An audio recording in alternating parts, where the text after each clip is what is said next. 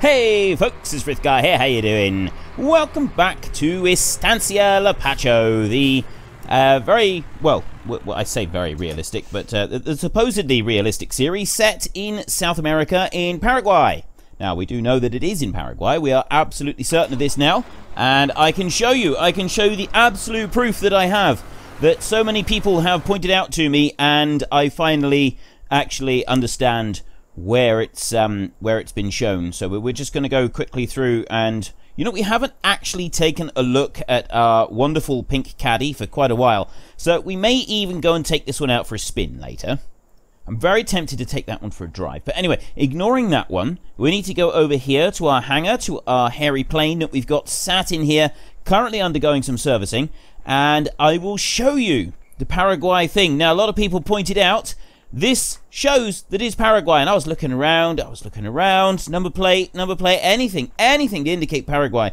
It is that right there, ZP. On planes, you have 3 letters. I don't know what those 3 letters represent. I haven't got a clue. But the beginning letters, some of them only got 1s, most of them have got 2. And it's these 2 letters that represent the country. ZP is the code for Paraguay. So we know, without any shadow of a doubt, that we are in Paraguay. Well, actually, I suppose technically we know that the aeroplane came from Paraguay. Just going to throw that out there. This is a little spanner in the works there, that we know that the plane came from Paraguay. Yeah, but I think it's pretty safe to assume that that is where we are. So we are in Paraguay, and we are going to continue onwards today. So I've got a... Do I actually have any trees left? I think I do. I think I've got a few trees left over here that we still need to pick up. Now, I was using this Brux chipper last time, and several people have pointed out to me that I do, in fact, now have the wrong one. There is an updated version of the Brux chipper, and the updated version has something that is wonderful. They have actually restored the full functionality of it. Now, what you had to do is they weren't able to have it all in one machine. You've got to buy some extra bits that fit to the Brux chipper. So I will get the updated version, and we will take a look at it. We will do some stuff with it. I'm not using it today, but I will do it. That is a solemn promise. I will definitely be adding that one to my to go and collect list. You know, it would help if I actually had the Brux chipper selected. We do that, and we can make a start. But yes, the actual proper updated one has, amongst other things, the ability to cut down the tree, and the ability to pick up the tree, and to harvest the tree, and to do everything with the tree, and to remove the stump as well. It's got the whole lot. Absolutely everything is all on board. You've got the whole lot in there. You don't have to cut down the tree separately or any of this nonsense that we've gone through this time with it here. So I will be getting that updated Brux chipper, and I will be using it properly. I haven't done today. I haven't gotten it ready for this one. There is another mod that is on ModHub that has been released by Black Sheep Modding, and this one looks particularly good. This is a machine that goes on the front of the front loader. It goes on the front loader, or I'm hoping it will actually fit on the telehandler. We bring that one up. Actually, no, does it go on the telehandler? It might. I don't know if it goes on to the... not the telehandler. The telehandler's not the one I'm looking for. I don't know if it goes on the... oh, what is it? What is it? The back of the... It's like the back of the front of the tractor. It does go on a wheel loader. It definitely goes on a wheel loader. Skid steer. I'm wondering if it goes on a skid steer. I think it does go on a skid steer. I think it does. I haven't actually got that one installed yet either, because we're not going to be using it today anyway. So I will get that one installed along with the other mod ready for next week. Well, I say next week, tomorrow. I get confused. I'm easily confused, as many of you know, because I record this series on... I record this episode of this series on a Friday. I have to record this on a Friday in order to be able to fit everything into my busy schedule. So this one is recorded on a Friday. So yeah, I say next week. I actually mean tomorrow. I will have it ready for tomorrow. And hopefully tomorrow we'll also be using it, because today we're going to come up through with the Ponzi harvester, and we're going to start cutting down some of these palm trees, not pine trees. And once we've removed a load of these palm trees, all we got left to do is to remove the stumps and you know, create some new field. And this mod does both of those jobs together. It removes the mods, it removes the stumps, and it does the field. It does the whole lot all in together. It's actually really, really cool. I seen this one in development ages ago, and I thought to myself, that really does look like an absolutely awesome mod. It's got everything that you could possibly need. I don't think it actually cuts trees down, but it does all the rest of it. You cut the trees down, you do that bit, and then this one goes along and it shreds up the trees. And no, it doesn't. Does it shred up the trees? I don't actually know if it shreds up the trees, but it does come along and grinds the stumps and creates new fields. It does that in one go. So we can use that, and we can sort of go backwards and forwards. We'll try it a bit, and we'll see how well it works compared with separately grinding the stumps and doing it like that. So we've got two options there that we'll be able to try out. I'm kind of hoping that it does fit on the front of a tractor. If it doesn't fit on the front of a tractor, we may consider leasing a wheel loader just for the day to try it out, or even like just get a little skid steer or something. We're definitely going to have to do something in order to try this one out. I'm really looking forward to trying it. Oop, actually didn't mean to do that. I want to do that there. Tip that up like that, and then the Brux chipper should empty itself into our trailer as we go along.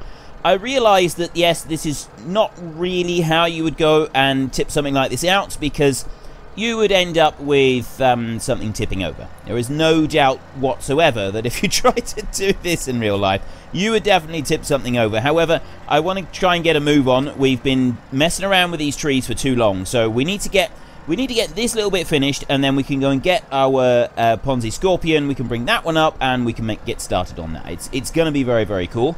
We're going to be able to cut all of these down, and we're going to have everything up here. Oop, and do that. There we go, and then move it sideways like that. And we're done. Yeah, we can get the Ponzi Scorpion up here. We can get some of these trees cut down. I want to get an also loading log trailer. I want to bring that one up here as well. And we're going to make a pile of the logs that we cut, a pile of these palm trees, and we're going to put it near our pile of wood chips, and then we'll use the Brux chipper to shred up those trees. We will be getting the updated version of the Brux chipper, and we'll use that one to take out a couple of other trees elsewhere. There's a few of them that I'd like to try out. In particular, there is a very, very large tree. Now, I don't know if there's any up here, but there are a few of them up on top of the plateau to the south. I'll just show you very quickly. This piece up here is the one that I mean. There's a couple of trees up there that are absolutely massive, great big ones. And somebody has requested that I attempt to take those down, because they're not sure if it's possible to take them down. So I'm going to go up there, I'm going to take a look at them, and we'll have a little mess around. So we'll use the new updated version of the Brux chipper to do that, and then we got everything done. Right, is that tree cut? Is that a tree cut down there? Is that just a little one? Yes, it is. Little tiny one there, and switch that one off and lift it up. Right, that is all of the trees picked up. So if I just go and empty this load here, we can then get the Ponzi Scorpion, bring that one up here, and we can get this one ready. And I can also tell you about the weekly question from last week. Before I go any further, though, while I'm just unloading this, I did my dice rolls on the random events for today, and it was close. I thought for a moment we were going to have something horrific again, and we were going to have to plough up more crops or something like that. However, we took a 5 the first time to give us machinery, and the second roll came up as a 6. So, yeah, today is a neutral day. Nothing good or bad happens. So we don't gain anything, but we don't lose anything. So, yes, it's actually nice to be able to breathe a bit of a sigh of relief with that, because some of these random events that we've been having seem to be rather disastrous for us at times. Just haul that one up there. And, right, I'll get this lot tipped out, and I'll get a Ponzi Scorpion up here, and then we can start cutting down palm trees. Well, I currently have $57,000. I've leased the Ponzi Scorpion. I also need to lease, while I still remember, the Timber Runner, the auto load one, that one right there. So if I just select that, I'm only going to lease just one of the trailers. No, don't buy. Lease. We only need the one, yeah. So we go select and lease. I'm just going to go standard wheel setup on that one. I'm not going to go for any bigger wheels or anything. So we'll lease that one for 1,500. That's going to give us a little bit of cash. Now, we've got our nice flat area of concrete. It's had a week to go off, so it should be nice and hard by now, which means that we can start building our sheds. Now, I asked you last week if you thought that I should try the bale sheds, the automated bale sheds. Now, these sheds here, the idea is you place the bales in front and they're automatically put away into the shed, and then you can request some to be brought out. Now, if you're worried about realism, it's quite simple. We have an employee doing it.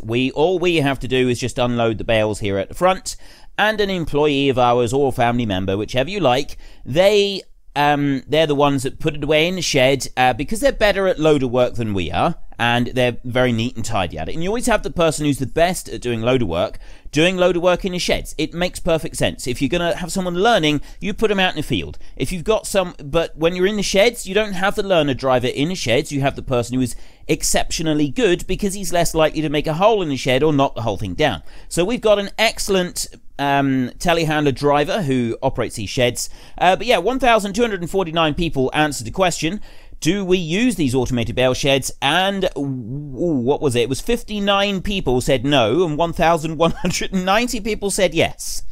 I think that's fairly unanimous. Now, the problem is, these are 38,000 for that one and 42 for that one. So it's 80,000 in total for these two sheds. And at the moment, we've only got 55. So we can either take out a loan and get them, or we can just hang fire a minute, do some other stuff, and then come back and get them. So that's what we're going to do. We are going to get them, and we are going to place them. They need to be placed on level ground. So we're going to put them back here, on this side back here, and then we're going to test them from there.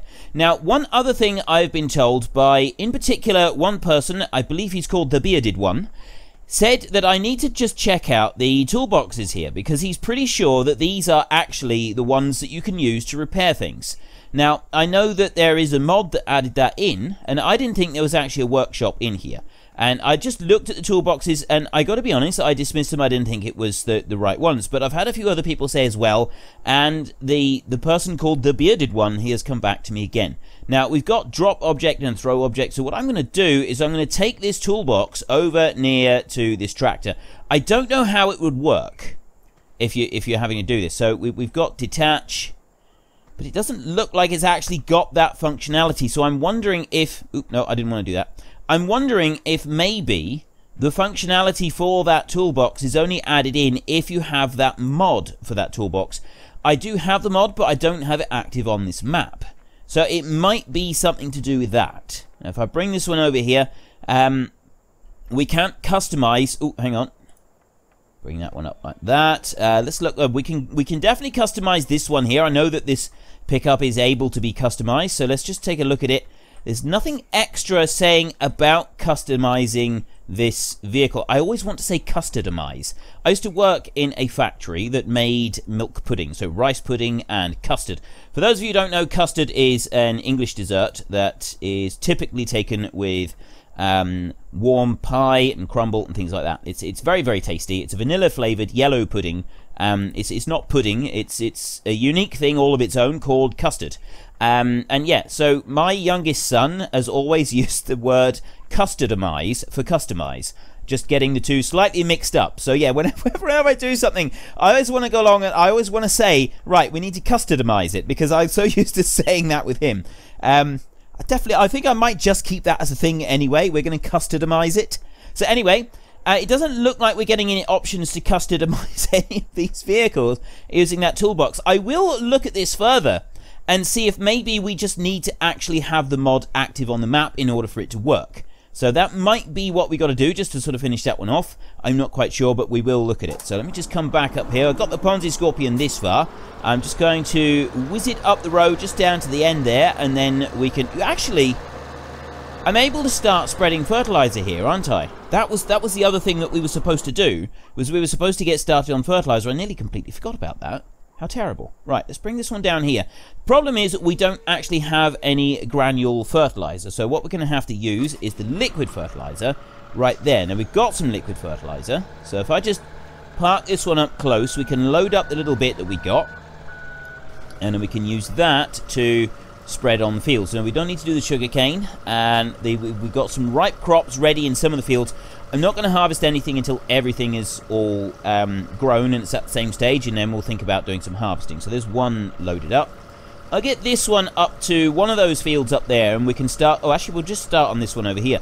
We can start doing some spraying and getting that done. Well, I was going to start in this field, but only half of it has currently grown, so we're going to have to leave this field and just do those fields up there. So what I think I'll do is if I start on... I got a feeling that if I start on the bottom end of this field over here, it's not going to do those two. We will eventually join those two together. But it might actually just keep going all the way across and do the next field as well. It depends how long the fertilizer lasts in the tank. So let me bring this one up here. Get that one lined up roughly in place there like that. Back out a little bit. That's close enough, I think. We'll start there. And H. There we go. Right. That's fertilizing, so now we can go back to... Oh, this one's doing... Actually, this one's almost out, so if I just fill this one up a minute, then I can get back to moving the Scorpion. You're never going to break the land speed record driving this thing, are you? Right. Our very first palm tree is going to be this little tiny one right here. So we'll bring that one onto there, and... Ooh, actually, we need to go here. We want to set the cutting length, which is... I always set it to 8 meters. That's the maximum one that you can do on a standard. Now, there is that mod that we could use, the automated tree harvester. However, I've decided not to use it on this one. We're just going to go for a standard 8 meter length. I figure it'd just be a little bit easier to deal with everything. So we've got that on 8 meters, and now we can press our magic button and do that. And lift it up, and it's ready to cut. In order to just make this a little bit easier for us, I'm going to pull some of these trees out here, out of the way. Let me just do that and bring that one up. Oop, no, not like that. The problem with this is that we're going to have courseplay coming up constantly. I might actually disable that for some of this. I don't think you can, though. If I do that, is there actually a way to disable courseplay? I don't think there is. I don't think that I can do that. No. Never mind. I want to go and press that one. And there goes the palm tree. Our first palm tree cut. Let's move on to the next one. Now we're going to go for this huge, great big beast over here. And we'll take that one down. It could take a little while to go through and chop all of these trees down. Again, yeah, we might actually be... Enough with the courseplay. Right, I'm going to get rid of courseplay ready for next episode, I think. The slightest adjustment. Having to use that mouse button and courseplay loads up. There we go. Palm tree down. Palm tree down. That is brilliant. I love the fact that we've got this extra tree that we can cut. This is probably second only to this like the brush here that disappears with the with the plow when you're creating new fields. This is definitely my favorite aspect of all of the new stuff that has come out, is the fact that we can do this. We can actually harvest the palm trees. And this is just brilliant. It is so cool that we can do this. I'm genuinely, I'm so thrilled that we get to harvest palm trees with the tree harvester, and it's like it's all added in. The only disappointment that I have felt about this so far is that I don't think there's any way to replace the palm trees after you've cut them down. I would like to have a grove of palm trees that I'm growing for timber. Although, to be fair, there's not a lot of people grow palm trees for timber. Mostly palm trees are grown, I think, for the coconuts. You know what? I don't actually know. Now that I think about it, I don't know that one way or the other. I've got no clue. If anybody does know, are palm trees often grown for just, purely for the timber? Rather than, I know that you do get huge plantations of palm trees for coconuts. But do you actually get plantations of palm trees for the timber? Is the timber a primary crop, or is it just secondary to the coconuts? Anybody knows about that? I would love to know a bit more about it, and I can't tell you for the rest of this week. Obviously, not at least not in this series, because I get them all recorded ahead of time. But I can pass on this information next week, and yeah, I feel that would be actually a really cool piece of information to pass on. I always like to make sure that I've got a proper education when it comes to anything that I'm doing. I really like to make sure that I know the facts. And at the moment, I don't actually know. This is bugging me. I don't know what these are used for. And there we go, the last little bit. I mean, you look at the palm tree wood on here. It's a let's go over here, we can see it a little bit better. It's a very pale wood, isn't it? And it does, I mean, looking at the texture of it, it looks like it's quite a light timber as well. I would hazard a guess that it's not a particularly strong timber, but I'm guessing here. I am 100% guessing. I don't actually know. Now, I did mention that I've lived in the tropics previously. I lived there when I was younger. My parents moved out there and moved to New Guinea, and so I lived there when I was younger. It was from when I was 9 until when I was 12, so it was only a few years, but it did make a lasting impact on me. I don't remember where we lived, up in the highlands. It wasn't like hugely hot, but it was still tropical. But there were some things that you didn't get a lot of, and coconuts was one of those things. There wasn't a lot of coconut palms because it wasn't actually warm enough where I lived for coconut palms to thrive. Bananas, yes, but not the coconuts. So you didn't see very many of those where we lived. You did occasionally see one, but not very much. Just bring that back in there like that. Go on. I'm going to have to use the other... Yeah, there we go. See, I've used the other mouse button. I've let myself down. I wonder if I can do this all with just the one mouse button. I just need to move the machine forward a bit. Let's try that. Yes, we've got it. We have it. Success. We have succeeded where so many others have failed before. What are you doing? Okay, that was quite good. I didn't actually expect it to do that. Let's lift that one up. And it's because of the curve of the palm, isn't it? That's what's done it. It was the curve of that palm tree. But look at that thing. That is... I don't know. I think that they've accurately depicted the palm tree itself, though. I do like the way that they've done it. The way that it's rendered. It does seem to be fairly accurate. But yeah, I don't remember anything about palm trees being used for timber. Either, well, certainly not where we were, but not in the lowlands either. And so, yeah, I'd very much like to know a bit more about that. If anybody knows any more details about it, that would be really awesome. And there we go, a little tiny one there. Come back through. And we get the next one. What else was it that I wanted to know? There was something else that I wanted to know about these as well. I can't remember what it is now. This is really going to bug me. Oh! The timber... Like I said, that the timber seems to be sort of... It doesn't seem to be overly strong. By looking at the texture of it on here, compared to the texture of some of the other timbers, this looks to be quite a soft timber. Is that the case? Is palm wood actually a fairly soft timber, or is it more of a hardwood?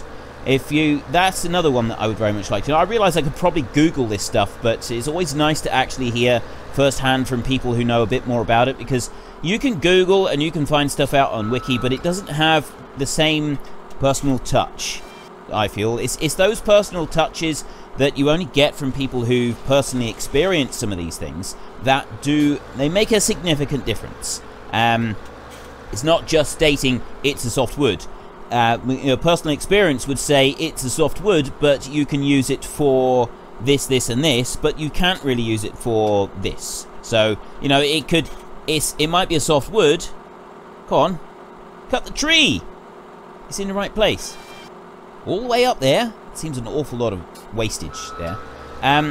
So yeah, personal experience would state, yes, it is a soft wood, but you can use it for... You wouldn't necessarily use it for the main supports for a house, but you can use it for roofing timbers and things like that. So sort of additional timber. It's strong enough to use for that, but you wouldn't use it for your main supports for the house or the main beams in the roof or something like that.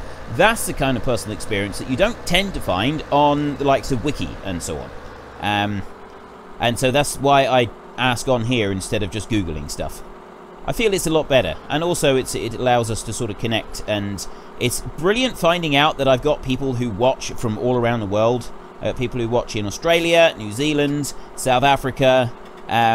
There's definitely some people from Argentina that watch this channel, and I know there's people from the Philippines who tell me about their experiences there. And right, see what I mean with the courseplay? I altered it only a tiny bit. It's right next... Seriously? You're making me cut it all the way up there? I feel like I've been cheated. All that timber has just gone to waste. I mean, technically, I am just turning it all into wood chips, but that's besides the point. Let me run down a minute, and we're just going to fill up the...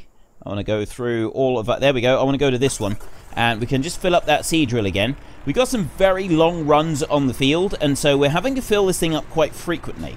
So I'm wondering if we can get a tank extension. I know that there is a tank extension with the Coon DLC that we do have available.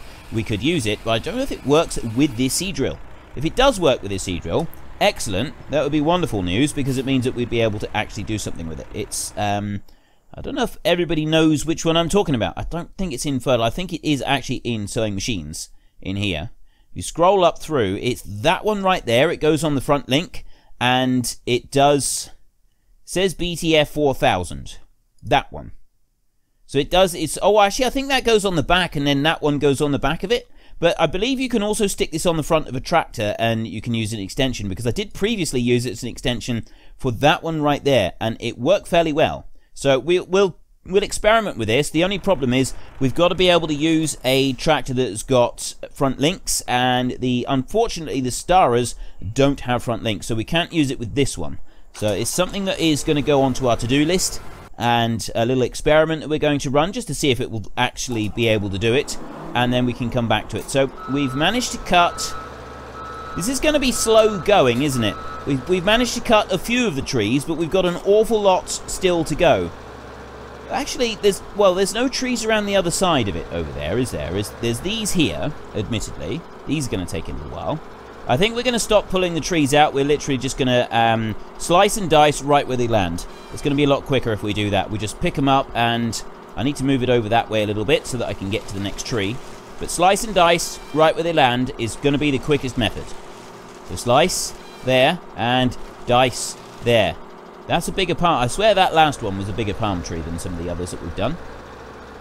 But that one, okay. Apparently I can't do it like that, so let's just spin all the way around. And we'll go forward a little bit. Get hold of it. Yes, excellent. There we go.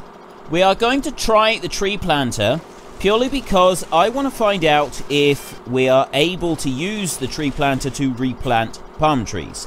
At the moment, I suspect no. I suspect that if we use a tree planter, we end up planting conifers on this map, or, you know, pine trees, and we can't actually plant more palm trees. I'm quite happy to be pleasantly surprised on this one. So if anybody knows of a mod that will allow us to plant these palm trees rather than us just, you know, chopping down the few that are here and then never having them again, that would be really, really awesome, because I would love to be able to plant like a decent, quite a thick crop of palm trees down near the main farm. That would be absolutely spectacular if we could have a whole load of them. If they're only placeables, then so be it, that's what we'll do, but I really want a load of palm trees near the main farm. I think that would just, it would, I don't know, there's something about it that would genuinely appeal to me, having a whole load of these there. Banana trees as well, if we could have some banana trees thrown in, that would be really cool. We used to have banana trees where I lived in New Guinea, and there was bananas everywhere. Now, technically, bananas aren't trees, they are just a soft plant. There's no wood involved with them whatsoever. It's a very soft, squidgy plant. You know, you look at the banana skin, and you know that kind of material that the banana skin is made up of. That's pretty much what you get with the whole of the banana tree. It's very soft, it's very squidgy, it's full of juice. And after the banana has produced fruit, you have to cut it completely down. It's no good anymore at all, so you just chop it down, chop it up, and we would spread it around the base of the other banana trees, and it would kind of act like a fertilizer. But we'd use a great big machete to chop them down, and we'd had a separate set of clothes that we had to wear when we were cutting down the banana trees, because the juice would go everywhere and it'd stain your clothes horribly. So we literally just had a shorts and t-shirt that we only ever used for cutting down the banana trees, because if you used it, any clothing you used would have these brown stains all over it from the banana trees, and there was no getting those brown stains out. It was just like, it was like a pale brown that would turn up all over your clothes. That would you'd never get rid of it. It didn't matter what you did. that was there to stay. It was permanent. And so the whole tree is like this. You get this, it's like loads and loads of juice coming out of this thing, and every time you hit it with the machete, it just sort of splash everywhere. It's absolutely brilliant. I used to love cutting those things down because it was really, really easy. Even for me, when I was like 10, 11 years old, I could chop through a banana tree in next to no time. You're probably looking at, I would say, 8 to 10 inches in diameter at the base of the tree, maybe even a little bit more than that. Some of the big trees could probably get to be a foot across, and 3 or 4 good solid chops with the machete, you take out the whole thing, all gone, all the way through. Absolutely brilliant. So much fun as well.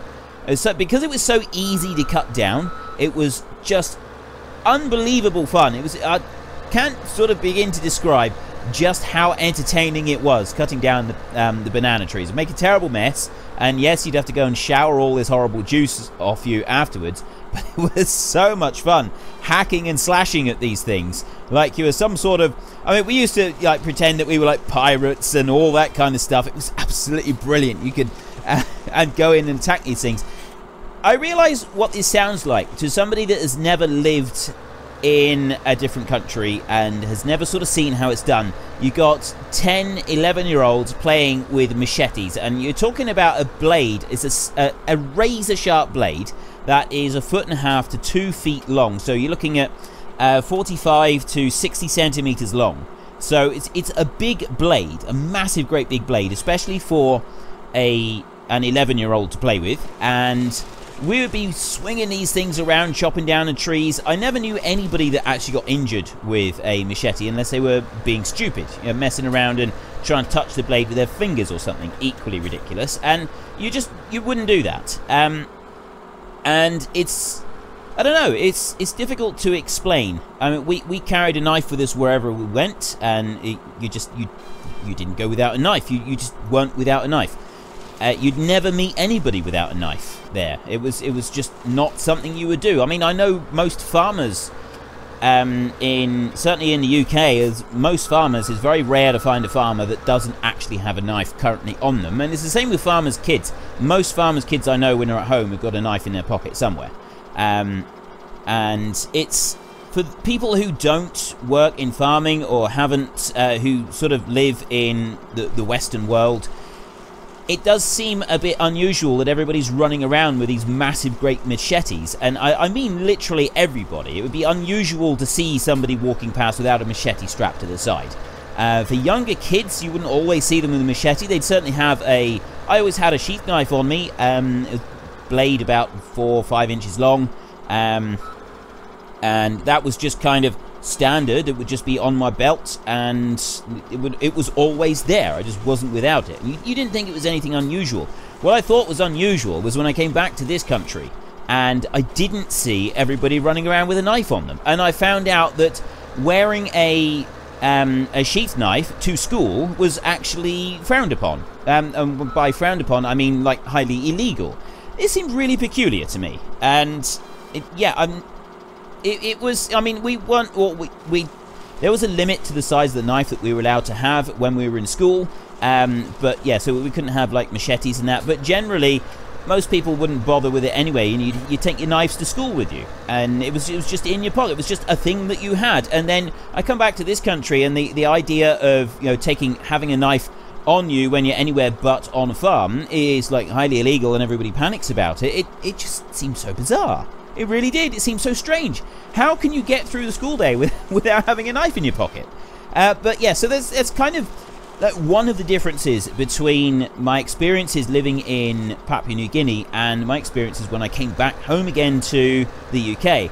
And I don't know, it's difficult to sort of explain. It's an entirely different lifestyle, entirely different mindset to everybody there, and it's one of those things that is very difficult to sort of put into words accurately, to like describe all the differences. And people who have traveled abroad, or people who live in anywhere, I hesitate to say anywhere tropical, but the tropics do tend to, I don't know, it tends to sort of produce a different kind of lifestyle than a lot of what I'm used to here and what I see here in the UK. And I know from personal experience about a lot of mainland Europe and the US and so on. It seems to just produce a different mindset among people, and it's very strange. It is. Life seems to be a bit more relaxed.